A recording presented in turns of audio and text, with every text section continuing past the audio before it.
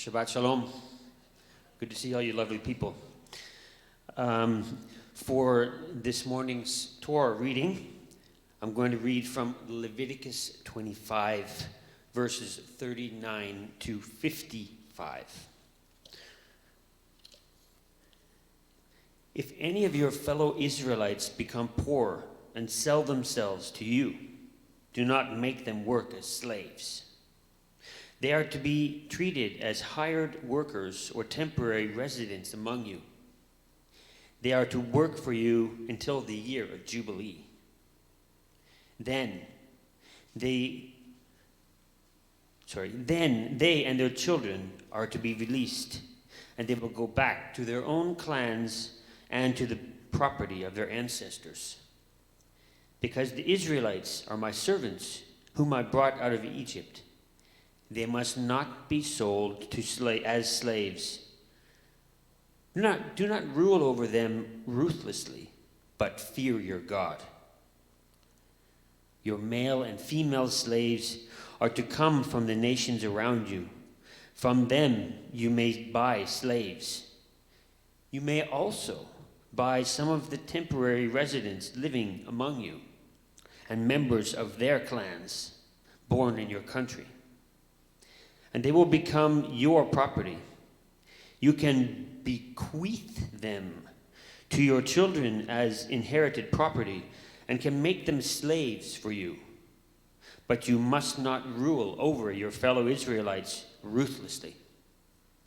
If a foreigner residing among you becomes rich, and any of your fellow Israelites become poor and sell themselves to the foreigner or to a member of the foreigner's clan, they retain the right of redemption after they have sold themselves. One of their relatives may redeem them.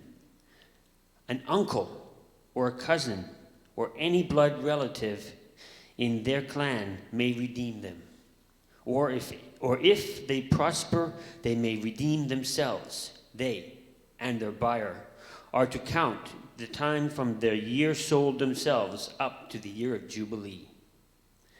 The price for their release is to be based on the rate paid to a hired worker for that number of years.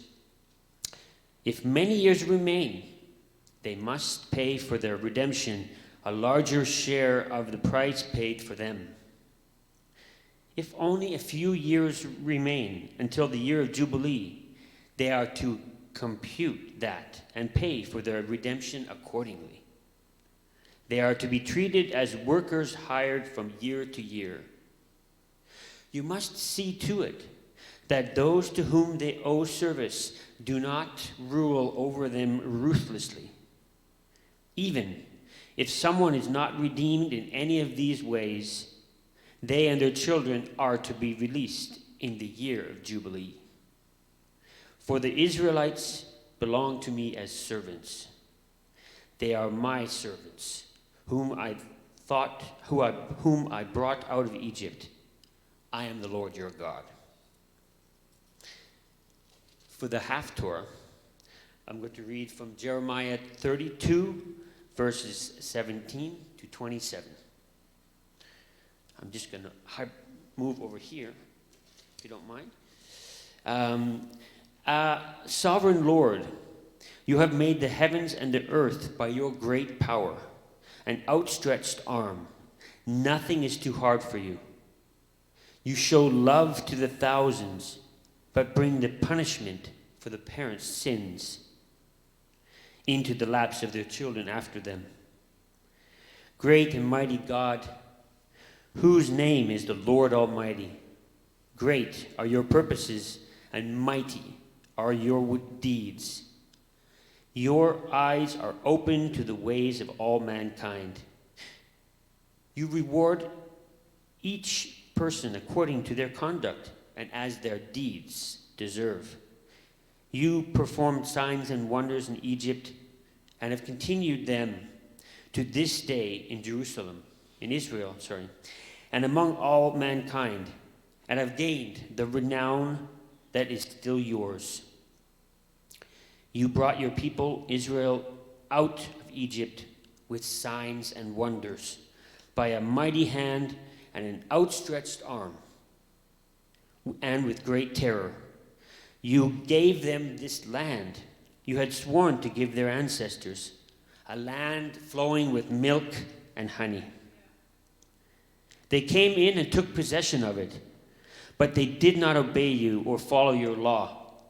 They did not do what you commanded them to do, so you brought all this disaster on them. See how the siege ramps are built up to take the city. Because of the sword, famine, and plague, the city will be given into the hands of the Babylonians who are attacking it. What you said has happened, as you now see. And though the city will be given into the hands of the Babylonians, you, sovereign Lord, say to me, buy the field with silver and have the transaction witnessed. Two more. Then the word of the Lord came to Jeremiah. I am the Lord, the God of all mankind. Is anything too hard for me? And for the New Testament, I'm going to be reading from Luke 4:14 to 22, if you'd like to follow along. Jesus returned to Galilee in the power of the Spirit, and news about him spread through the whole countryside. He was teaching in the synagogues, and everyone praised him. He went to Nazareth, where he had been brought up, and on the Sabbath day he went into the synagogue, and as was his custom. He stood up to read, and the scroll of the prophet Isaiah was handed to him. Unrolling it, he found the place where it was written, "The Spirit of the Lord is on me, because he has anointed me. He has sent me to proclaim freedom for the prisoners, the recovery of sight for the blind, to set the oppressed free, and to proclaim the year of the Lord's favor." Then he rolled up the scrolls, gave it back to the attendant, and sat down. The eyes of everyone in the synagogue were fastened on him. He began by saying to them, "Today this scripture is fulfilled in your hearing." All spoke well of him and were amazed at the gracious words that came from his lips. "Isn't this Joseph's son?" they asked.